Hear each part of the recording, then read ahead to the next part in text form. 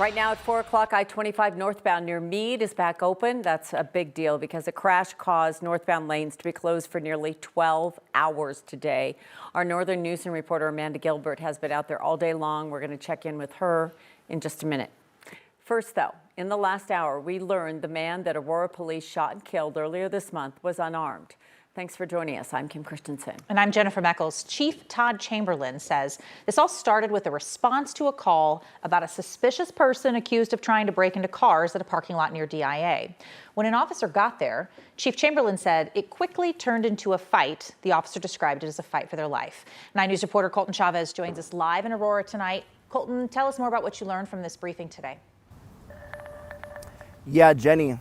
We just stepped outside Aurora Police Department headquarters and we've been speaking with family the entire time. And one thing that we learned is that through a picture that the family gave us, we were able to confirm that the suspect who was shot and killed by Aurora police officer is Rashad Johnson. Now, Chief Chamberlain was speaking with us inside about how this timeline played out, and they said that a call came in talking about Johnson in the parking lot around 3 o'clock in the afternoon, saying that somebody was being violent in the parking lot and trying to break into cars. But an officer wasn't dispatched until 5:18 p.m. Chief Chamberlain says the reason for that was because of how many calls of service they have. They said that was the soonest that an officer was able to get to that location. Now, Chief Chamberlain also said that the officer involved in the shooting showed up alone, which is standard protocol, and started making verbal commands to Johnson, which they say he did not respond to. Chief Chamberlain went on to say that after several minutes of trying to de-escalate the situation, which included the use of a baton and the use of a taser, which we saw in the video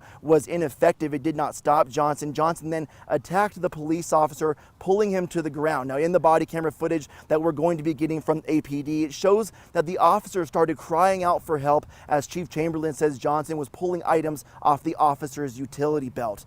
Now, eventually, both the officer and Johnson stand up, and the police officer pulls out his gun and threatens to shoot him, and eventually fires off shots. Now, Chief Chamberlain says the officer had called for backup during that attack, so I asked Chief Chamberlain why the officer used deadly force against an unarmed man when he knew officers were on the way. I think the important part is that the absence of a weapon does not mean that there's an absence of danger by any stretch of the imagination. And there's still a deadly threat. And that deadly threat continued to unfold in this event. And again, when you're looking at I don't know how many people even in this room have been involved in a physical confrontation for 3 or 4 minutes. But those 3 or 4 minutes of being involved in that physical confrontation, I'm sure to that officer must have felt like 3 or 4 years. Now, this is still an ongoing investigation. They both have an external and internal units looking at the entirety of this case. But at the end of the press conference, Jenny, one thing that I asked Chief Chamberlain was, is an incident like this going to start changing the way that APD responds to situations like this? And what I mean by that is, are we going to continue to send single police officers to the scene? And one thing that we've heard from several police departments is here at APD, they are understaffed. And this is something that they are looking into. But the way the chief described it is we're trying to find some sort of a balance to be able to respond appropriately while also protecting our officers at the same time. But that was all the information he could give us at this moment. Live in Aurora, Colton Chavez, 9 News.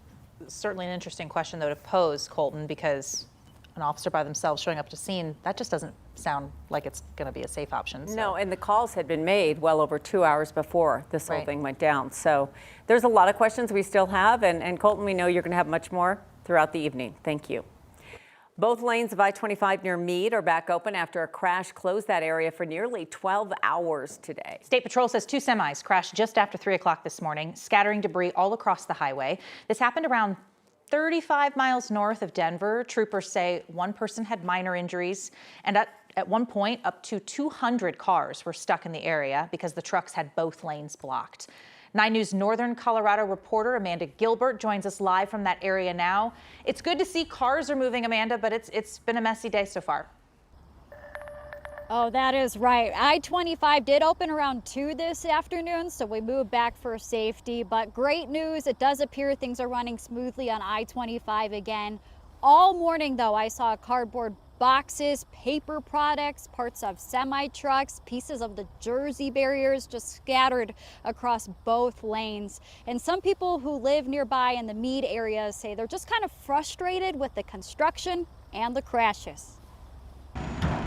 Frustrated is one word David Merritt would use after a Freightliner carrying office supplies crashed into the Jersey barriers on I-25 and eventually hit another semi carrying gasoline. It makes you anxious, you know.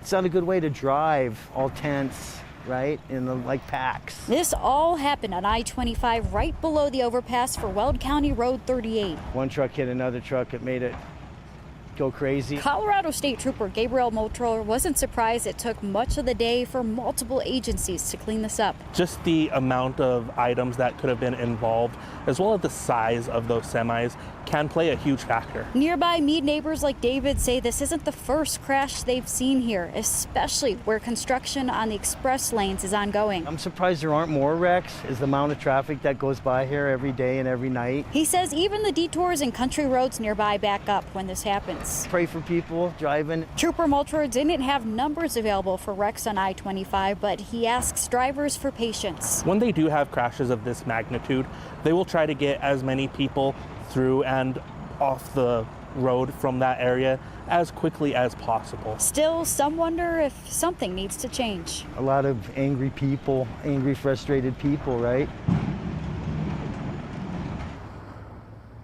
And I did reach out to the Colorado Department of Transportation as well. They said anytime something like this happens, they do look to see if they need to change anything design-wise. And they said they have actually made changes in the construction zone on the expressway. They said they've added rumple strips, they've widened the shoulders, they've added more emergency pullouts. But they do say they've got this big construction project.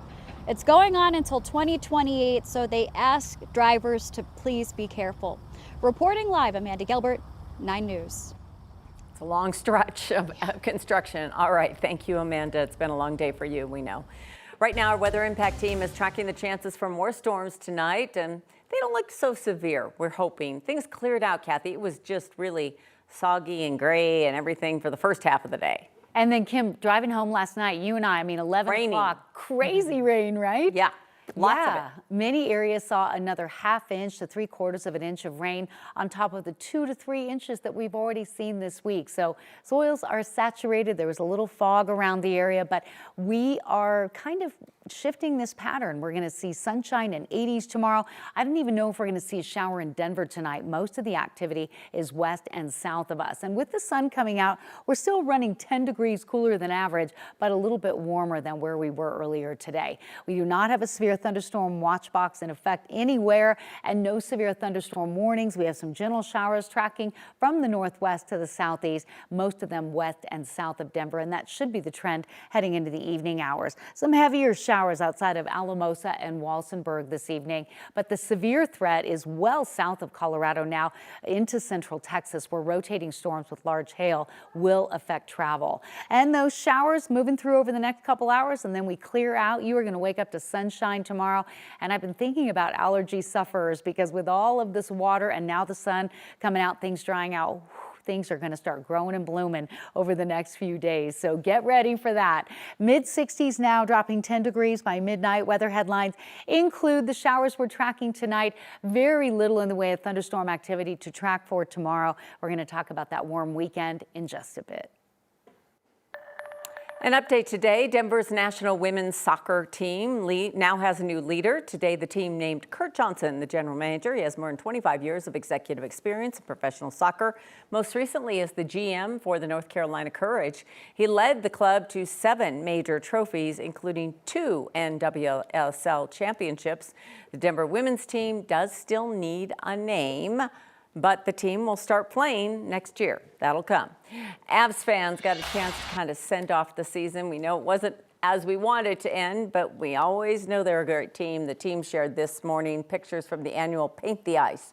The season-ending tradition lets season ticket holders and fans cover the ice with fun paintings. If you go Avs out there, and Landy is back, and all kinds of good things. Families out there, and then someone wrote Ivan Ivan down the blue line, referring to the team center. So. Fans still dedicated next year. Broncos quarterback Bo Nix back at it today, joining others at practice, getting some first throws of the summer in. It was a special day at the OTAs today. Head coach Sean Payton hosted more than 150 coaches representing 56 Colorado high schools. Got to go watch today's practice. Our Broncos insider Mike Kliss was also there. He'll have some more sights and sounds today coming up at 4:30.